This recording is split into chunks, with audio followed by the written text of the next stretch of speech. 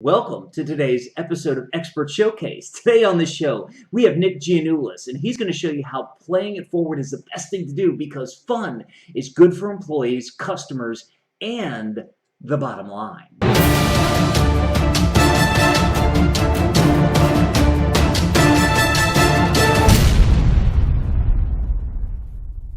Hey Nick, how you doing today? Doing great, thanks. How about yourself? Epic, thanks. We're so honored to have you on the show. Our audience loves fun, so this is going to be a great one. Nick is part of the fun department, and just an all-around great guy, and knows a lot about fun, and knows a lot about how to bring that in to an environment so that you can improve your employees, your customers, and most importantly, your bottom line. As we always do here on Expert Showcase, we start off going through our guest hero's journey. For those of you whose this is your first time, the short version is that we're going to hear about the beginning, the turning point, and the aftermath of Nick's progression into the success that he is today. So Nick, give us a quick overview, maybe 60 to 90 seconds, of your hero's journey. Sure, Chris. So yeah, pleasure to be on the show. After about 20 plus years in the corporate world with a company that had a work hard, play hard culture, I really gravitated towards the play hard part. And I was fascinated by the amazing business results that this company achieved and consistently outperformed their competitors. So my journey then really became, how do I do this? How can I help other companies create this winning workplace culture through fun in the workplace? Oh, that is epic, and it's so great that you did what a lot of successful people do, which is figure out where you're at, figure out what resonates best with you from where you're at, and figure out how to parlay that into a successful future. So let's jump right into it. Let's go into the beginning and let's talk about the beginning, Mike. And from what you just said, I guess the best place to start is let's talk a little bit about what you were doing in corporate America. Sure. So I was a district sales manager for a company, electrical distribution company. So nothing fancy or exotic. They were a very competitive industry, and but the company had that work hard, play hard culture that I mentioned, and I was really again. Fascinated that great retention, great morale, productivity, and ultimately we consistently outperformed our competitors. So the fun evolved over the course of my career there. It started kind of primitive. It was drinking beer after work and just good camaraderie. But as we matured and the company matured and grew, we started to do things that were on company time, brief, and respective of business interruption, and consistent. So in addition to the traditional things like the holiday party and the summer picnic, we started to do these things that were continuous and ongoing. So I formed a committee called the Circuit Club, and then I chaired it for many years and participated for many years. But that's what we did. We planned these activities in the workplace. And super powerful. The employees would talk about it for months, sometimes years later, and it definitely had an effect on our business. So I really started to wonder, geez, is this unique to our company, this electrical distribution company, or could it be that other companies are also doing this successfully? So I started to do some research. A bunch of data started to emerge about ties to increase morale, productivity, creativity, all kinds of benefits of fun in the workplace. But the data was still a little sketchy in terms of the quantitative data. But I had enough to know that I was onto something. And I started to look at other industries, and sure enough, it didn't matter what the industry was, the high-performing companies had this culture of fun. So that was my hypothesis, if you will, at the time, that fun in the workplace leads to the business results, not the complete opposite, as most people would assume, that you have fun after you become successful. That is very deliberate on the parts of these companies like Google, Zappos, Southwest Airlines, companies that you recognize. They build it into their culture and achieve these business results. Yeah, it's interesting because when I first hear what you're talking about is coming from corporate America as well. I think back to the time of, when they tried to structure team building events and they tried to structure, the flight. It's funny because folks, I didn't say this at the beginning, but Nick and the fun department are located in Delaware. They do business all over the world, but they're over in Delaware. I'm here in PA, so we had fun talking about Philadelphia sports before we came on the air live today.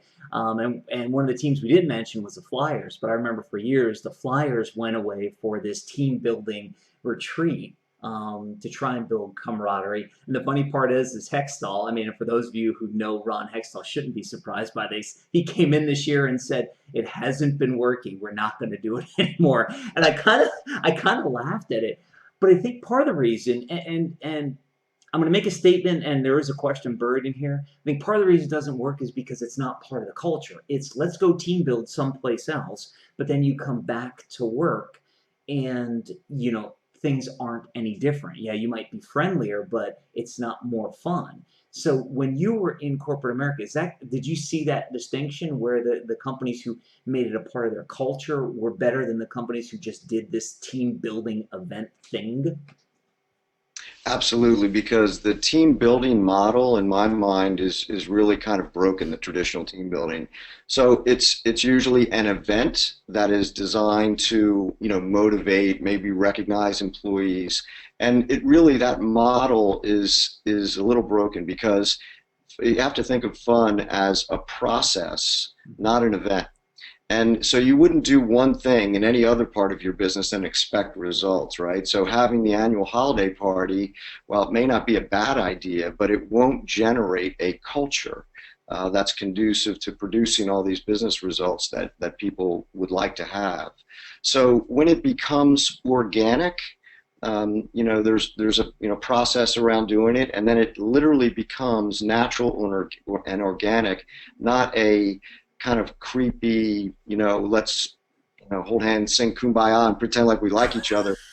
We don't do any of that stuff, by the way. So it's really our model is very different. Again, brief, consistent, and continuous, so that people are experiencing these things all the time.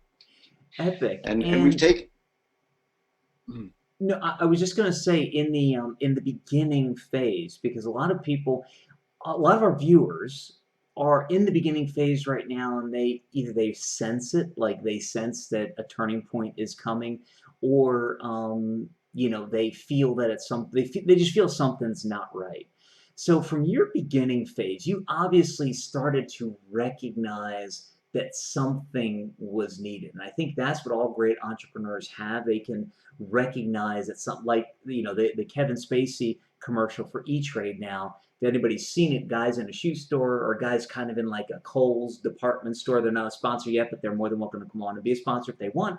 And they see everybody buying these toed shoes, and the guy starts looking on his phone and says, "Oh, this looks like it's going to be a trend and everything." Invests in it. That sort of thing. And I think all great entrepreneurs have that. So it sounds like you saw that there was either you saw what was working and you did some research, or you recognized the need. Give our audience a little bit of background there. Did you see what was working and then do more research, or did you realize there was a need and then see what you could do to fill it? Yeah, great question, Chris. So I was fascinated by this experience that I was having with this company, but I really then started to do a lot of research to figure out if this was unique to my thoughts and feelings, or could it be that there's other people and a body of data around this. So when I started to research, I stumbled across a guy who is one of the foremost authorities in fun and humor in the workplace, Dr. Paul McGee. And much to my delight, as I'm looking on his website, he's in Wilmington, Delaware. So I call him and I said, "Hey, I got this crazy idea for a business. I want to deliver fun in the workplace. Would you talk to me for 20 minutes?" And we met at a local coffee shop. 4 hours later, Paul said, "Nick, if you don't start this business, I will, because you are the tail end of fish. You're proposing to do what the fish philosophy, and other people have talked about. They validate the reason for fun, but they don't actually do it or implement it. So he said, be prepared for a long haul because not a lot of people are going to buy into this. And of course, I was determined, a energetic young entrepreneur. I'm going to make it happen. So yeah, that was really the impetus. Once I knew that Paul and others, validated this concept, I was ready to blaze that trail. Oh, that's epic, and I think you've done. I think that leads us right into the turning point because you saw the need for something, and you saw that something other than yourself was required to make it happen, which a lot of entrepreneurs don't want to admit. They don't want to look outside themselves. They feel business owners. I'll say maybe business owners more than entrepreneurs. Entrepreneurs might have a little bit more of a spirited attitude, but a lot of business owners want to look at everything inside themselves and feel they have to rely only on themselves. So I give you a ton of kudos and a ton of props for reaching out and saying, hey, I think this is a good idea, and you seem to be an expert, or you are an expert in this. So, and that's what our viewers have to do. If you're in the beginning phase and you see the need for something or see the need for a change, start looking at who the top in the industry is, and see if they'll talk to you. Um, so let's talk a little bit. Let's get into the turning point a little bit. Um, in a lot of heroes' journeys, there's something negative that happens that means somebody goes from the ultra success they were, and then they have this real negative or low point. Did you hit a low point, like get fired, laid off, anything like that, or was it a self-defined turning point where you said, "I don't want to get to that point. I just need to see things change"? Yeah, thankfully I didn't get to that point where it was something that forced me into the decision to start my own business. But I did realize, and to your point earlier, that relying or getting help and assistance from other people, I knew that I had some missing pieces or links. So while I had the validation that I was onto something, I'm not someone who can I'm not the front guy in our business. I'm not the one that's going to deliver the fund myself. So I called a good friend and associate. Many of you will know, and especially from the Philadelphia area. But Dave Raymond, who's the original Philly fanatic, and there's a guy who delivered fund very successfully all his life for years. And I shared the idea with David, and he again had this great validation. He said, "Nick, I've been in the sports world for my entire career, but I would really like to be in the corporate environment."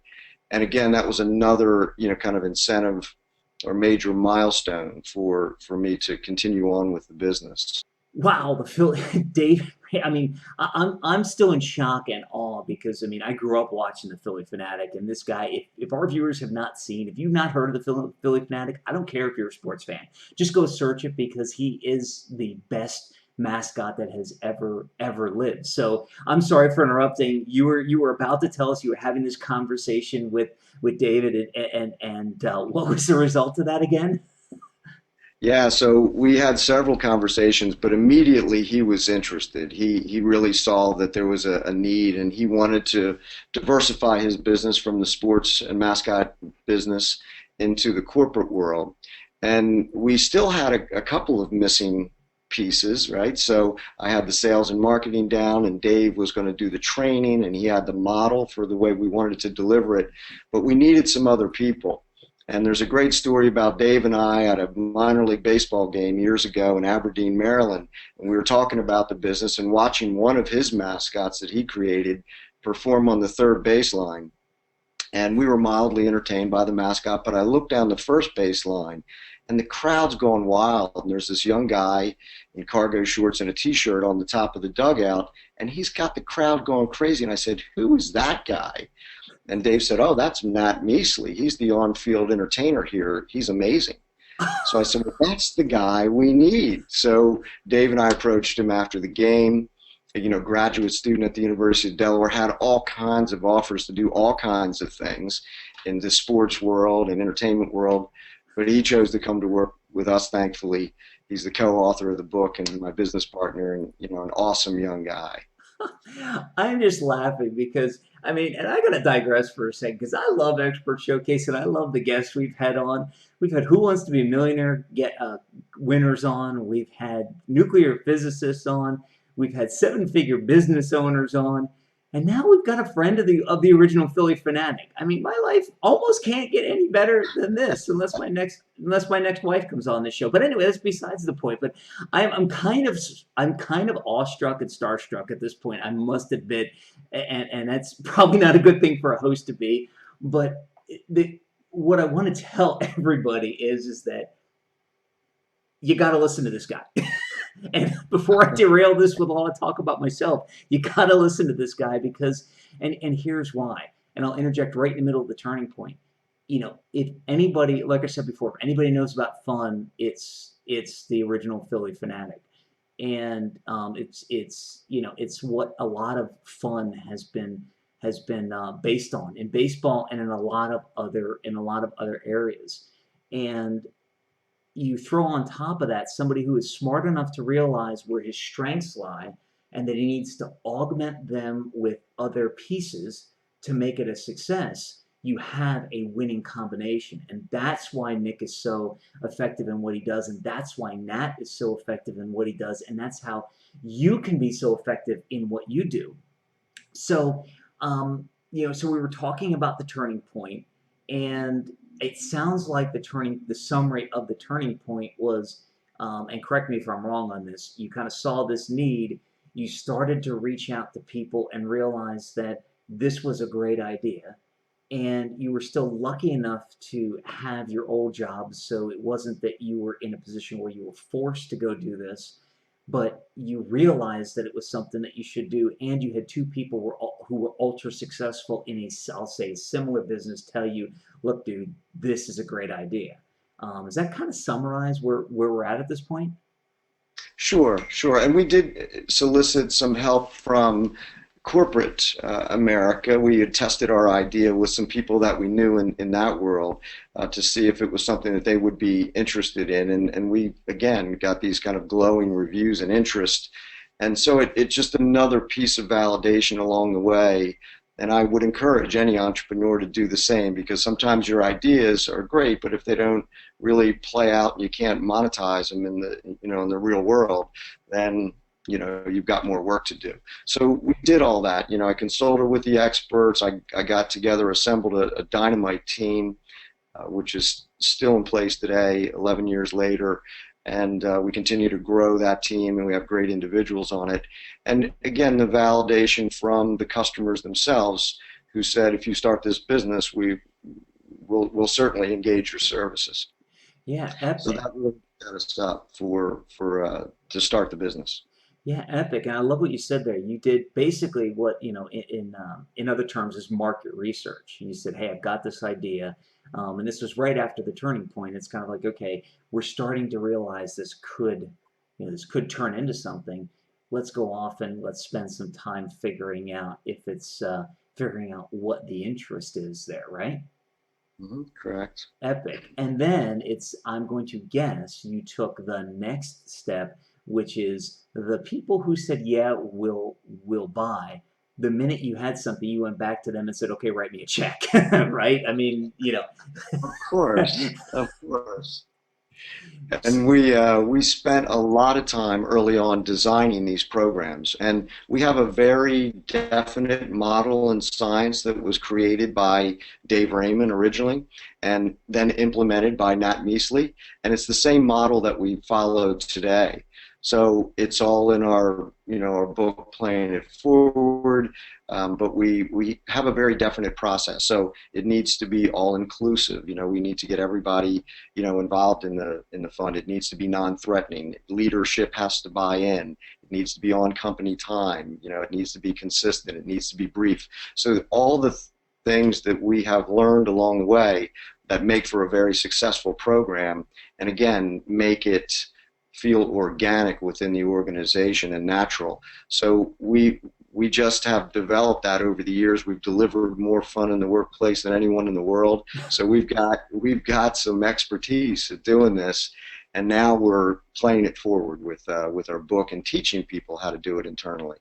Epic. And as soon as we colonize Mars, then you can say anybody in the universe, and legitimately mean the entire universe. But no, what you brought up there, I think, is very key for our viewers to understand about the aftermath period, and that is as you're building towards your success, you have to understand and kind of keep track of where you're at so you can deliver what works and so you can tweak what doesn't work. I mean, when you were during your aftermath period, were there things that just didn't work well when you were trying them?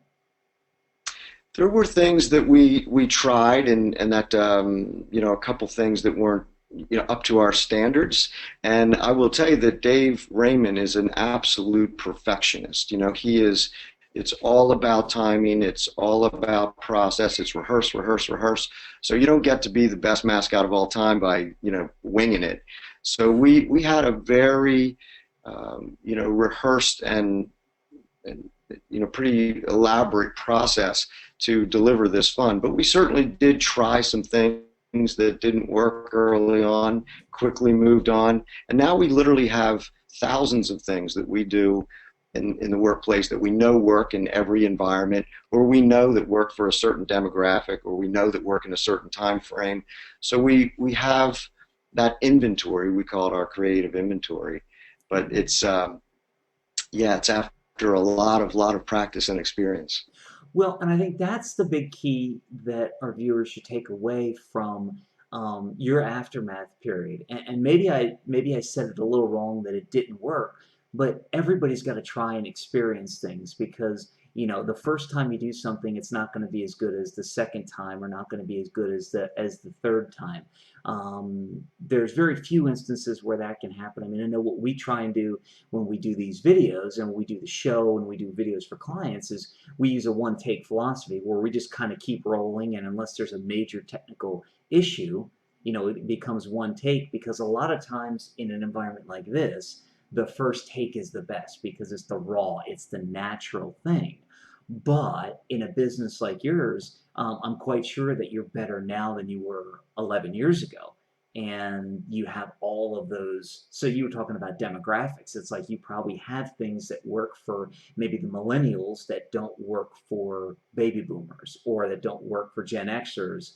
Would that be a fair thing to say? I'm glad you raised the point, because one of the very first things that we do with our clients is that we take them through a process called the shared experience. And it is where we bridge that gap between millennials and baby boomers and various departments and educations and all that, where we try to find the things that are fun in common for a company, for a group, for a department. So that's really a powerful piece that we developed over the years, because we realized that yes, fun is different for everybody. It's different for individuals and it's different for groups of people. So we developed this process called the shared experience, where we really narrow that down. So if you have a group of a couple thousand people, from having 2,000 different interests, and things that they deem as fun, we can narrow that down to maybe 10 things that are common within that group. So you set yourself up for success that way. So there's no question that there's different likes and things for millennials than there are for baby boomers, but we find that common ground, and it's exciting. We love that about what we do. Yeah, that's epic. It's funny because I remember I was on stage, and the audience was millennials, and I forget what TV show I referenced, and I don't even remember what it was, but I got a blank stare, and it hit me like a ton of bricks, because as the show is coming out of my mouth, it's like sometimes I joke around, I'll mention Loretta Lynn or something like that. You and I know who that is, but millennials forget it. Go Google her. And I'm like, okay, fine.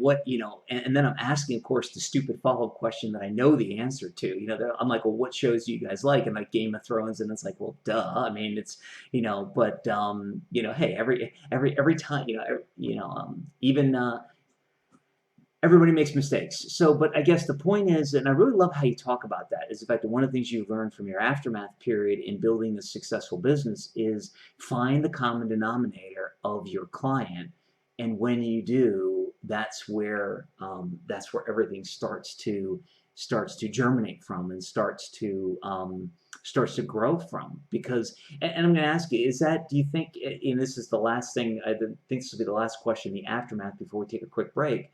Do you think by finding that common point, do you think it's easier for people to come together and to realize that whether they're 20 or 60, they're really the same, they really do have common interest, at least in some cases? Yeah, absolutely, because they literally are buying into the process. They are co-creating the delivery, what we call delivery, or the activity that they're going to wind up doing together. So we take a representative sample of a group or number of employees, and we find these things that are in common, so that they agree, they buy into it, they co-create it with us. So your chances of success, are escalated dramatically. When I was, back in the day planning fun at, the old company that I worked for, we were just kind of throwing darts at the board, right? Trying to figure out, hey, I think this would be fun for our group or our team. But the reality, that was my opinion or Sally's opinion or another member of the team. But when you can get a group of people to come together and say, yeah, that's cool, I like it. So, and they then will participate and enjoy the activity. Epic. And kind of to wrap that up, it almost, I think a lot of entrepreneurs have a fear because they're looked at as an expert. At least I know a lot of people I know have a fear that when they're looked at as an expert, they have to have all the answers. And what you have just pointed out is that when you co-create things with your clients, it becomes much more effective, unless your client looks at you and says, I really don't care, just do it. Whatever you think is best, just go do. But most clients want to be a part of the process at some level.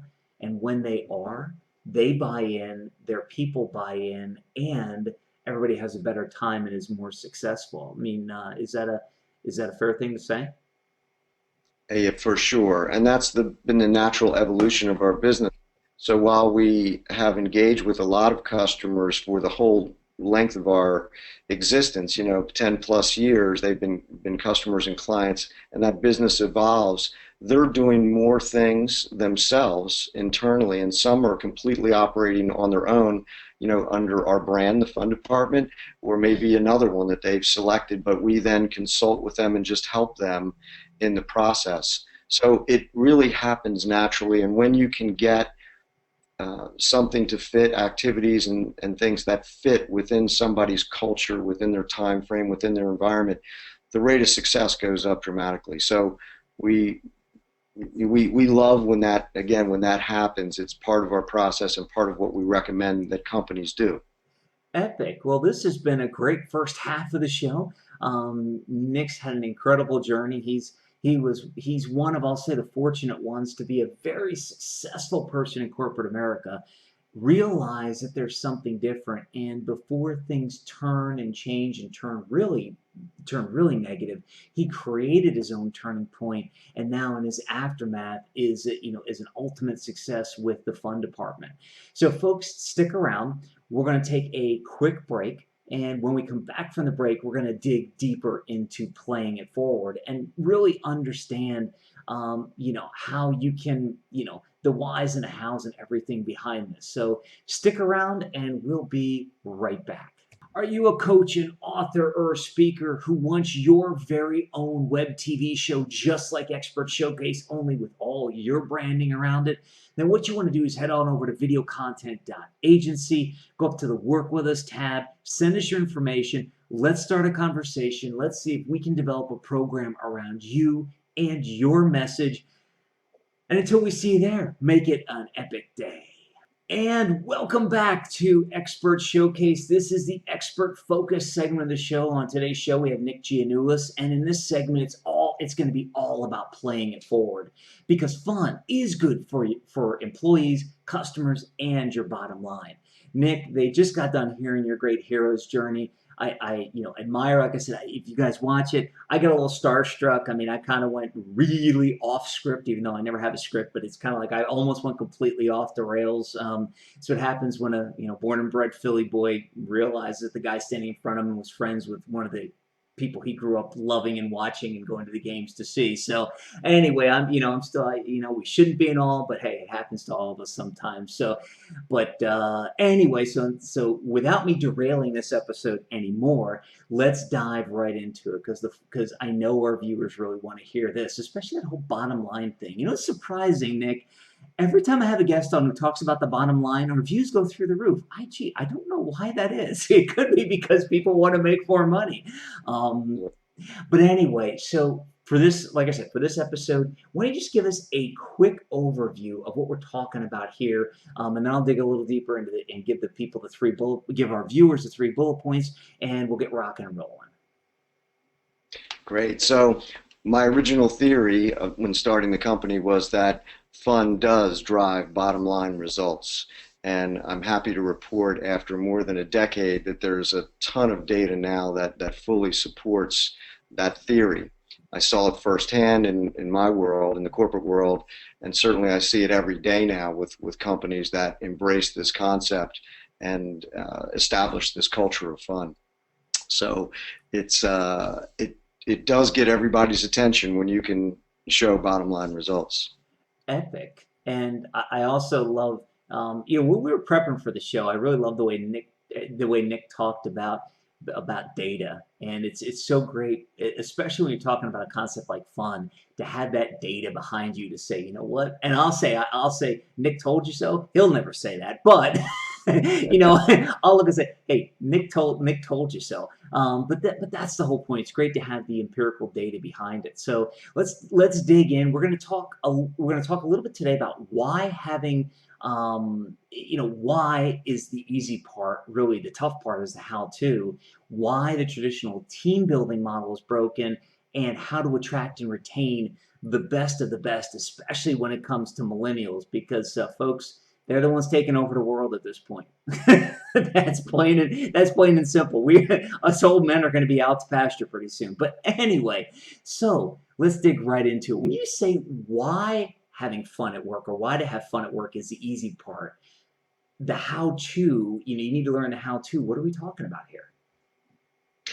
Yeah, so our business model is the how-to, right, as opposed to the why. However, we realize that people need the why.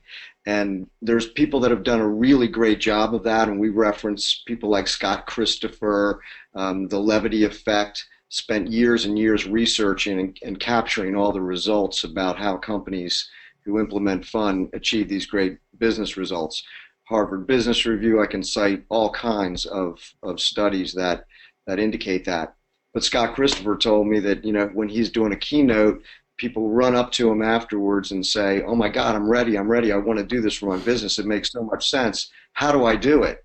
So that's kind of where we come in, right? So, and the as far as the why, there's a couple things I'd share with you. So out of Fortune's 100 top places to work, best companies in the country, 81% report that they have a fun environment, a fun workplace environment. So, and then there's just a lot of other supporting data, and I could spend hours talking about that. So, but again, because we are the how-to, I'll spend a little more time on that subject. That's our expertise. Epic, yeah, and it's interesting because when we were prepping, you referenced companies like Google and Zappos and Southwest and their culture. I'm quite sure along your studies you've studied specific cultures of specific companies. Is there any story you're comfortable? And I say comfortable because a lot of times, even though a lot of things are in the public, sometimes when doing research, you get privy to deeper in. Because I already can tell from you, you're a guy that probably has made phone calls and probably has seen. I'm going to guess the insides of some companies that most of us won't, haven't. So, is there any story that you feel comfortable sharing with the audience to talk a little bit about that, about that having fun at work and why it's so important that you've seen from your Sure. research? Yeah, so someone that I think most people will recognize and know, the company Zappos is often cited as one of the models for sure. And Tony Hsieh is an amazing CEO and founder of Zappos. We've had the good pleasure of speaking with him. We're, friendly with him. His book resides on, or our book resides on his shelf, and likewise at our place we reference his all the time. So Tony really hires people for the culture, right? That if they don't have a sense of humor, they really can't work at Zappos. So he's taken it to a whole nother level where he's not just creating these activities in the workplace, but he's hiring for the culture. And there's a very definite process in the way that Tony goes about it, but it's made Zappos wildly successful. And if you can be successful in the shoe business online, right, it's pretty commodity driven. There's a lot of companies who do it. But if you're a Zappos customer, you know that that customer service experience is just so exceptional that, I don't shop anywhere else. So I like to talk about Tony because that's a real life, example and somebody that I admire, one of our, kind of heroes in the business. And there's countless others. I just met with a company this week that is the top advertising agency in the country, and they're not in New York or L.A. They're in Broomall, Pennsylvania, and the leader created this company around culture and around fun, and they're wildly successful now, receiving all these awards. So there's a lot of examples. I just think that the Tony Hsieh one is probably the one that most people would recognize with Zappos.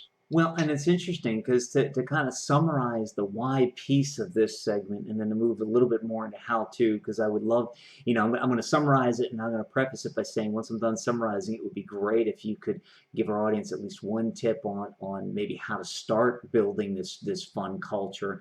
But the amazing thing is if you can be a company like Zappos and you can turn it not only to selling shoes and everything else, but I should say the amazing thing from a company like Zappos, and even what you just said, is their fun in the workplace extends to the customer, which makes the customer happier, which keeps them on board even when things go wrong. And that becomes the key. Things aren't always going to go perfect every single time, but if you have a culture of fun and you have a great culture that not only goes from the top down to all the employees, but extends out to your clients, you're going to get more leeway when mistakes happen with most clients. I mean, there's some demanding clients like Apple and Steve Jobs and everything that yeah, you're not going to get the leeway, and that's okay.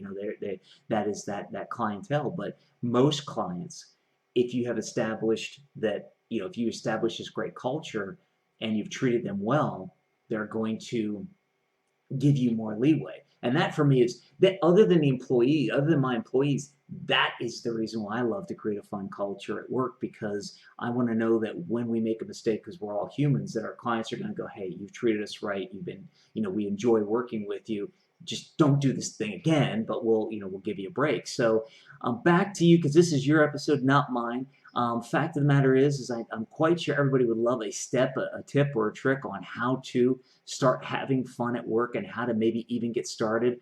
Maybe they can get started today before they pick up that phone and call you, which they're going to do after this, and they're going to visit your website. But even before, is there any steps, tips, or tricks you can give them that they could start on the how-to?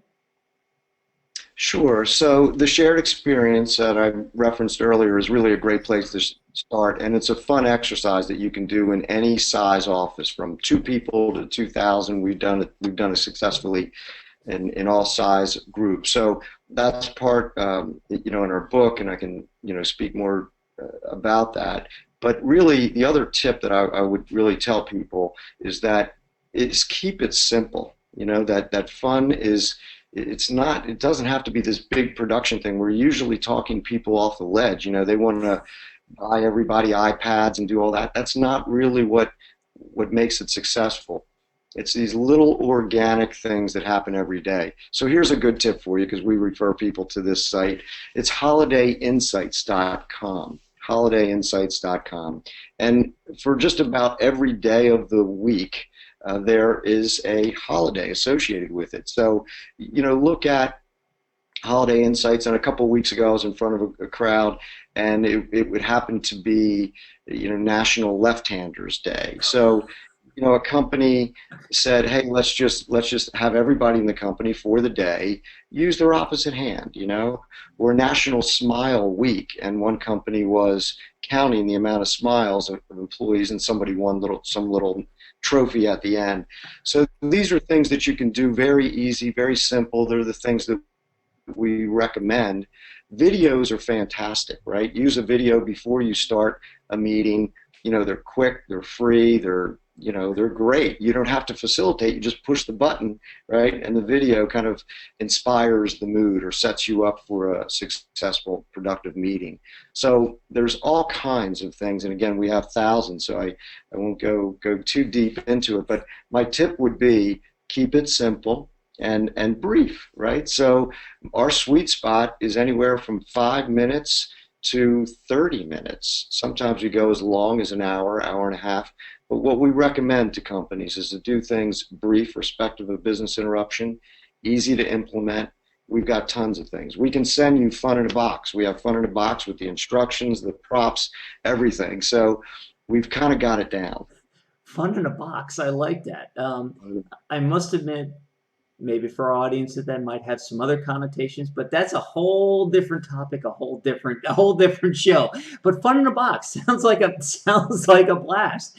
But I love the tip there, and I think the biggest thing I take away from that is keep it simple, because we tend to.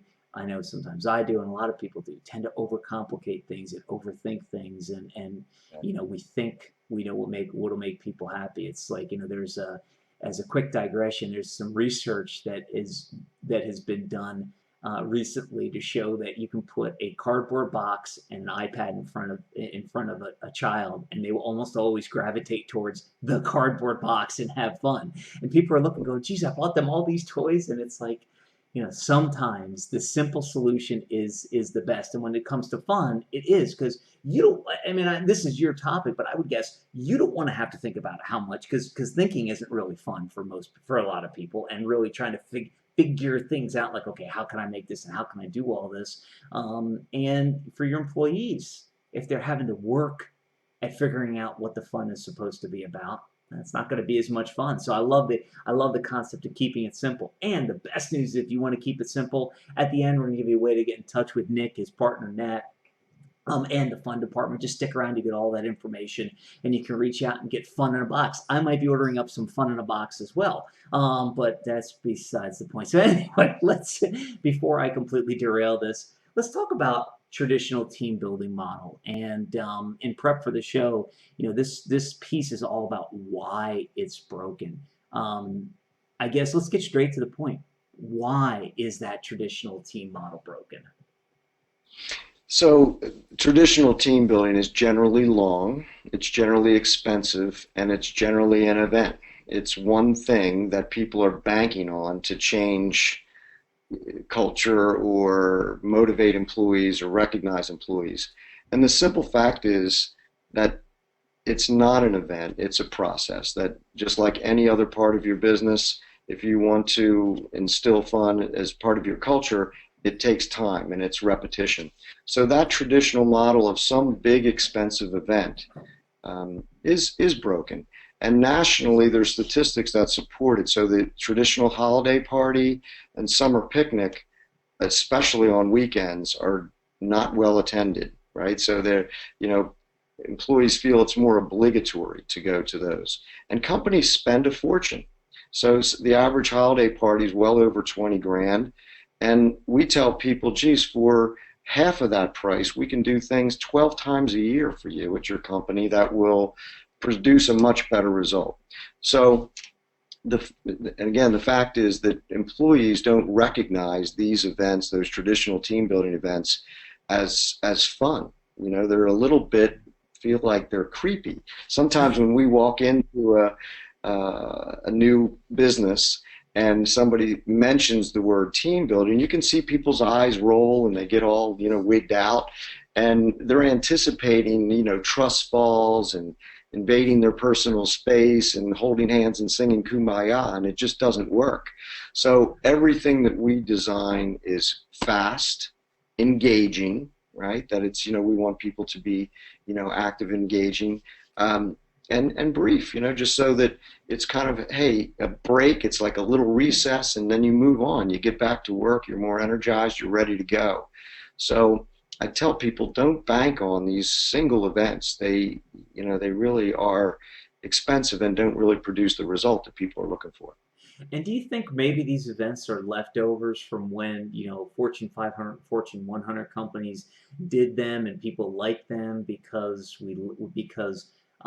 they didn't have all the kids' activities and everything else people are so overwhelmed with today? Do you think that's maybe part of the reason why the single big events are no longer fun? I think so, and I think they also are usually heavy in messaging, so that there's some kind of message that the company wants to get across, and there's debriefing after the event, so it doesn't really feel fun. It's more like the company kind of set me up on this team building event because they want me to learn something, or there's some messaging that's laid in, and I think that that's turned some people off over the years. And I don't want to totally discount it, because doing something is better than nothing, Right. right, in all cases. So I applaud companies who make an effort to do something, but I think that what people are really recognizing is that there's a new model, a new way. We've certainly learned it, firsthand over the years. So, and we talk to a lot of employees, so we know what they like and what they don't like.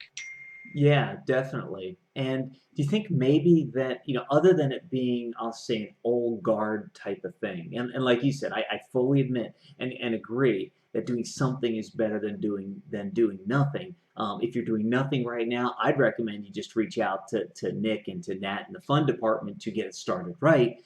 If you're already doing the picnics and everything else, hey, Nat, Nick and I, there was the first one. So, folks, I've been having trouble with Nick's name all day, and I finally screwed it up. So now there's a count of one that I've called Nick Nat. The over under is now set at 3. So for those of you betting, place your bets now, and we'll give you a tally at the end. So it's at 1. We'll see if it goes any higher. But Nick, from I remember those corporate days, the corporate picnics and the corporate team building events, and hey, let's have the softball games and let's have all this stuff. And I remember, it was frustrating. It's like one Fortune 500 company I worked for, they would do the summer picnic and they would have a softball game. So you'd have to organize teams, and you'd have to, and it's like, it wasn't even like just kind of show up and, we're just going to kind of show up and play and have a little bit of fun. It was work. And then it was, okay, who's going to do the catering and who's going to do all this? And it's like, like you said, it becomes less fun and more work. The other question would be, do you think it's the age? Does it have anything to do with the changing age demographic of corporate employees nowadays, where the older employees, the ones that grew up knowing that knowing and liking the picnics and everything else, are now migrating out, and they're younger people who want quicker things and just want, more fast-paced fun? Absolutely. I think that dynamic has definitely changed, and we are in a world that spins faster these days than it ever has. So people are accustomed to more instant gratification and moving on to the next thing. So I think that has a lot to do with it. But we still get calls every week. We got one the other day. Somebody says, I need 4 hours of team building. And I say, geez, well, what's your goal? What are you trying to accomplish? Well, we're trying to break down the silos in between departments and get people to, interact with one another. And we say, great, if you've allocated 4 hours of time, we'll come in, and if you really need to stretch the limit, we'll do something for an hour and a half that's amazing. It'll be more fun than you've ever had. And then send those people home early, and you'll be a total rock star. And you will have saved a ton of money, because 4 hours of team building is pretty expensive.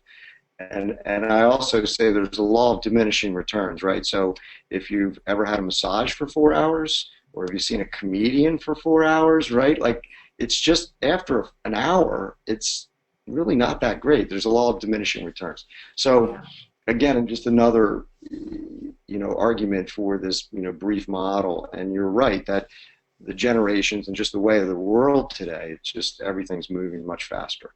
Yeah, and I love what you just said about the fact that somebody approaches you, because I think it's really vital to know. It's like your ideal client it appears to be somebody who recognizes that this is a process. But if somebody approaches you and still has that old world mentality of let's just do 4 hours of team building and that's going to fix everything, that you at least have something you can offer them that's a win all the way around, a win-win-win for everybody. You get more business, they look great, and they start down the road. And I think that's the biggest thing. Would you say if somebody approached you like that and they did look at the 1 hour, hour and a half, is that at least enough to get things kick-started for them to realize that there's more that could happen, and that that there's a better way of doing things? Sure, and that's usually how we start an engagement with a customer. Someone will call us for a team building kind of event, or that's where the initial inquiry comes in. And then it's really up to us to do some education. So we really want to find out what their goals are, what their culture is. We do like a needs assessment, and then we can make recommendations from there. But people, once they see us and we do something, we deliver some fun for them, we're always called back. So, and it's just an opportunity to have that discussion about what are you doing the rest of the year? So if you did this one event, what's going on the rest of the year? So is there a way we can help you with your culture? And 9 times out of 10, we can actually save people money from money they've already allocated to these bigger events. And again, they're just not that effective anymore. So this is kind of it's a shift in paradigm. It really is. It's getting people to recognize that there's a new way of doing things. Yeah, epic. And I guess to kind of wrap this piece up about why the traditional team building model is broken, what I'm hearing, and correct me if I'm wrong, that the traditional team building model really relied on the individual to take to take that next step. In other words, they would go in for this team building, and then once they would come back to the company, it would be up to the individual really to say, okay, are we going to continue to build this team? Are we going to continue to partner? Are we going to continue to do things differently? Whereas your model is something that, because it's part of the process, it's the journey, if you will, that while they do have some responsibility, not only is it fun, you've got ongoing things that become part of the culture and help the employees. So it isn't only asking two people who may have had challenges working together before to build this relationship. It's asking them to at least start to do it, but then having more positive reinforcements come throughout the year. I mean, is that a fair thing to say? Sure, because like we had talked earlier, to do one thing and expect an ongoing result is unrealistic. So when people know that there's fun along the way, there's things that are coming and this starts to happen, then that's when you can really start to see the benefits. And it's in things like creativity and collaboration where people get to know one another in a way they've never known each other before. They might have worked together for 20 years, and now they're having some fun and learning maybe the personal side of this person. So it really does work when you do it consistently and on company time, in particular on company time. And I'll stress that because a lot of things have been scheduled after hours, and our lives, our demands with work and kids and all that today, it's just too challenging to do. People don't want to spend their time after work to have fun. They want to go have fun with their families and their friends. And it feels so much better to have fun on the company's dime than it does on your own dime. Let's face it. Oh, That is it's the reason in the old days that business trips and expense accounts and everything were so nice, because it's always more fun to have fun on the company's dime than it is. And I think it kind of, and I don't want to digress too much, but I think it kind of like it's that forbidden fruit thing, where you know you're really not supposed to be having fun on the company's dime, and even though somebody says it's okay, it kind of feels like, ooh, we're getting away with something. So anyway, we could talk forever on why the traditional team model is broken. I think team building model is broken. I think at this point, all our viewers understand that Nick's got his fingers and thumbs and all of his knowledge on the pulse of why that traditional team building model is broken, and what the best way of going about doing it today is. So let's move into how to attract and retain the best of the best. When we were prepping for this, one of the references was millennials, and let's face it, as you had said to me earlier, by 2025, the millennials will be 75% of the workforce. And folks, if 2025 sounds a long way away, it's less than 10 years at this point. And think of how quick the last 10 years have gone, and think of all the changes. It will be here before you know it. So let's dig a little deeper. When you say attract and retain the best of the best, what do you mean by that? So the millennial population is driving a lot of this focus on culture. And culture embodies fun, it embodies emotional intelligence in the workplace, a lot of things that are very topical and timely today. But millennials, by their nature, are smart, fast, but they want flexibility and they want culture. They will choose culture over compensation and benefits given other things are equal, right? So they like to have fun, and they've also seen over the years their parents that went that traditional route and worked in corporate America might not have worked out all that well for their parents. They got laid off or cut loose, so they tend to change quickly, right? So they'll move from job to job. So it's a concern for a lot of companies that, number one, we need to attract these people. So we need to create an environment that's conducive to them, flexible, collaborative, fun. And then to retain them, we really need to engage them, to make them feel that they're part of something, bigger, better, not just the job and collecting the proverbial paycheck. So a lot of our customers are highly focused on that piece. It's retention and recruitment of getting the best and brightest and keeping them there. So and it's so amazing because we went through the financial crash and crisis of 2008, 2009, and the odd part about history is history would almost lead us to believe that it would have turned millennials into a more to wanting the stability more and less fun. Yet it seems to have done exactly the opposite. It seems to have just heightened their sense of, look, this could go away at any minute.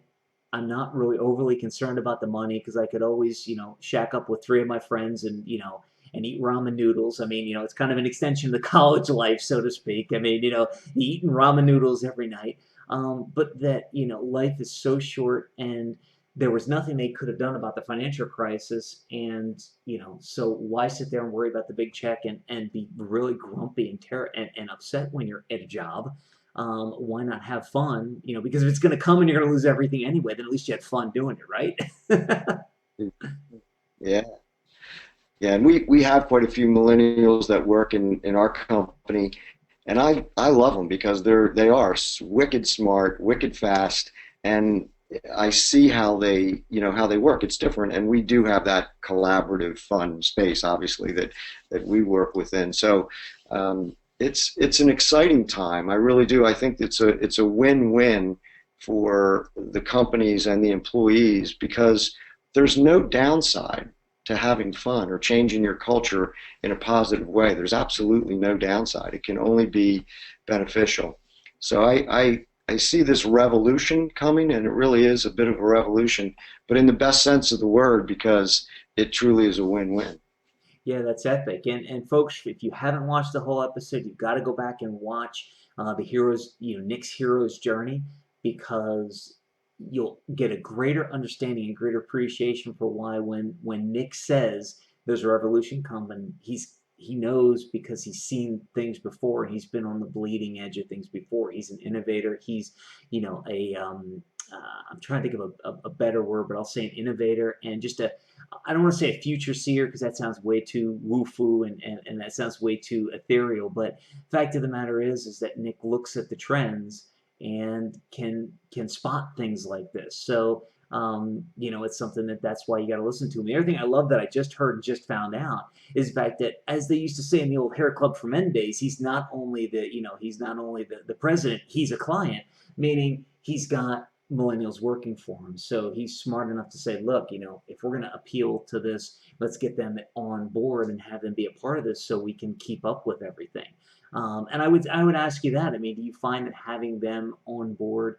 I know it's a positive because obviously, if they weren't a positive, they wouldn't be there. Just from knowing you, the time I have, I can understand that. But do you find it's an even more positive for your business where it helps you stay even more ahead of the curve and helps you really understand what it's going to take to attract and retain the best of the best?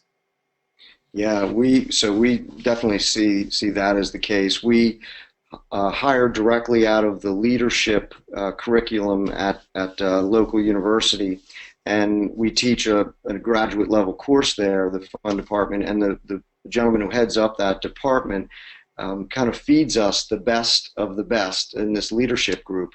So um, what they do is they make a choice to come to work for us amongst a lot of other options, right? Because these are the best of the best. They're future leaders. But I'm amazed that they're sometimes coming to work for this, because we're still a relatively small company, but they love our culture. They love what we're about. And we are not paying what some of these other companies are. We just, not in that place yet where we're, paying big salaries. But we've got an amazing culture and a great work ethic. We're highly productive, but we have fun.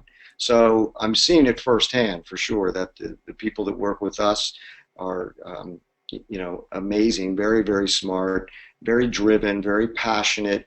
And it's exciting because they also are passionate about, other things, being socially conscious in the community and doing good things in the environment. So I think it's an exciting population. So I embrace the millennials. Epic, and hidden inside what you just said, I think everybody needs to pick out. There was a super golden nugget there. You said we don't pay, as basically we don't pay as much as everybody else, and it was kind of like, because I'm guessing some people are thinking, well, these guys just pay these people more and they're going to come.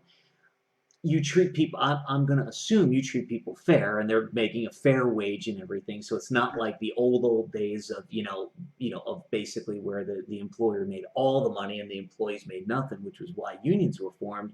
But it's not, you're proof positive that money isn't everything for getting people to a place of employment. I've been struggling with not mentioning one thing the entire time because being in Philadelphia, every time you mention culture, all I can think of is what's going on with the Philadelphia Eagles right now and culture versus scheme. And I pray that culture outweighs scheme really quickly. I'm hoping by the time, as you know, that we're recording this live in front of a studio audience of a lot of people, or cats anyway. But the fact of the matter is, by the time you see this, let's hope the Eagles have turned it around and we have another thing where proof where culture beats scheme. But it is very, very interesting because from a professional football level, to digress for a quick second, they've done the same thing in Philadelphia, and it's worked for 2 years, and they're struggling as we're recording. They're still struggling right now, but it's the same exact thing. And if millionaires and people who are used to making a boatload of money can do it, you can do it in your own business. I mean, Nick and Nat are proof of it. The comment, and then I'm going to ask you because I'm sure you have an example and you're more important than this story. But the comment from some of the top players who decided to sign with the Eagles this year for less money was they came here for the culture and they came here for the possibility of winning a championship. Do you have any? And I know this one's really going to blindside you because this one we didn't prep for. Is there any example you can give me where to really hone this all up, where an employer came back to you and said, "Hey," and you don't have to name the company if you want to, you can, but said, "Hey, Nick, look, we got this kid who came here and said he got, or maybe if it's your own company, we got this kid, this new employee that said they got offers much bigger from other companies, but they came here specifically because of this, and now we're so happy because this kid's a rock star." Yeah, so there's a great example I can share from a company that we are starting to work closely with called the Good Jobs. And what they're doing is that they are focused on culture and attracting and retaining the best employees, and they award badges for companies. So they have to qualify. There's a fun badge, there's a green badge, for doing things, um, environmentally friendly. There's a learning and development badge. So these different things, because that's what they and all of their research realize, that that's what this generation is all about, is they want culture. It's the number one word in business today. In print and in speaking, the number one word is culture. So, and why is that? Because it's driving business results, right? People who are doing it effectively are seeing the benefits and the results. And one statistic that I think is great is that the S&P 500 companies that have great cultures, they're outperforming the S&P 500 2 to 3 times. So people like Warren Buffett are investing in companies with culture. That's really, they don't care about gadgets or widgets or what these companies are making. If they've got a good culture, then they're going to be successful, or they're going to be more successful than their competitors.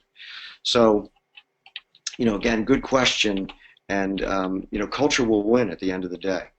Epic. And as we say in Philly, culture beats scheme. So, and I think that's a good place to kind of wrap this all up and tell you how you can contact Nick and Nat. And for those of you who bet the under, we're going to wrap up that poll at this point.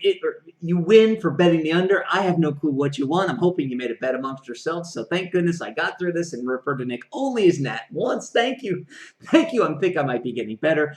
Man, Nick, it has been an incredible honor to have you on the show today. I mean, I talk about epic guests, and I really pride myself on bringing on epic guests.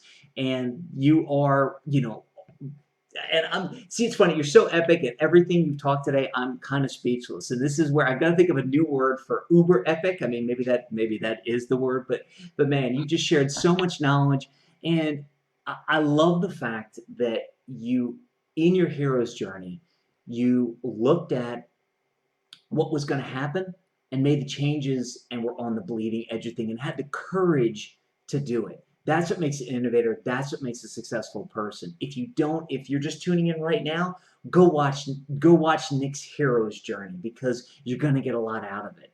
And if you're just tuning in right now and you're a company or a corporation, or even a small business, anywhere that has employees, and realize that you've got to do something better. Realize that, as they say in the sports world, culture beats scheme. Realize that culture is what you need in your company to take your company to the next level. If you want to be on the level of Google and Zappos and Southwest and those companies who you hear about all the time for culture, then you definitely want to watch the Expert Focus segment, dig a little bit deeper into what Nick and Nat at the Fun Department have got going on. Realize that I can tell you from personal experience, they have learned from the best, and they got the best people to input at the beginning of the company, and then have taken this thing to a whole nother level. So before we kind of roll on out of here, folks, the website's on the screen, the phone number's on the screen. You've got to get in touch with Nick today. You've got to reach out. You've got to talk to this guy. He's an expert in the field, and that's not him saying it, that's me saying it. I brought him my expert showcase because he's an epic guy and they've got an epic company. Nick, as I take a breath, before we roll on out of here, is there anything you want to leave our audience with today? Well, I just want to thank you, Chris. You're a fun guy. You get it, right? So, yeah, I just think I would just encourage people to just, start somewhere. Start small. We like it if, people want to do business with us, great. If they want to do it on their own, that's great too. Just do it, because it makes, great business sense, and it's good for the world, right? Everybody wants to have a little more fun. So I thank you for being on the show. It's been fun for sure, and look forward to talking with you again in the future. You're welcome. Thanks a lot, Nick. Everybody, have some fun. Go to thefundepartment.com. Get in touch with Nick. And until we see you again, make it an epic day.